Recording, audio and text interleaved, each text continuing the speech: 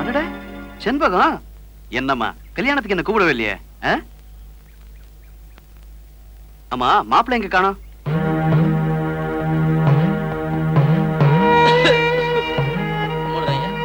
போய் தாலியை கட்டு. ஓ, இவரா மாப்பிள்ளை? என்னையா நான் பாட்டு கேட்டுக்கிட்டு இருக்கேன், யாரும் பேச மாட்டேங்கிறீங்க. இந்த வயசானவரா மாப்பிள்ளை? ஏமா, இது நீங்க பெத்த பொண்ணு தானே? இந்த சின்ன பொண்ணுக்கு இந்த வயசான மாப்பிள்ளைய பாத்திருக்கீங்களே, இது உங்களுக்கே நியாயமா இருக்கா? அப்போ உங்களுக்கும் இஷ்டம் இல்ல, உங்க பொண்ணுக்கும் இஷ்டம் இல்ல, யாரோ ஒருத்தர் கட்டாயத்தினாலதான் இந்த கல்யாணம் நடக்குது இல்ல? சொல்லுங்க. ஏமா, உங்க கண்ணு முன்னாடியே உங்க பொண்ணு வாழ்க்கை அழியறது பார்க்க ஆசைப்படுறீங்களா? சும்மா அழுது பிரச்சனை இல்ல, சொல்லுங்க. என்னையா பண்ண சொல்றீங்க?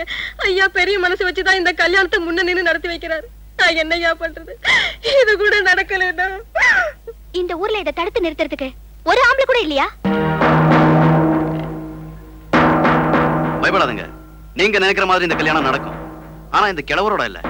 பெரியவரே, இன்னும் 2 வருஷம் ஆகட்டும், அப்புறம் பாப்போம். ஏந்திருங்க. பழனிசாமி வா. 2 வருஷம் ஆகட்டும் சொன்னல, ஏந்திரியா மேல. வாடா, பயப்படாத வாடா.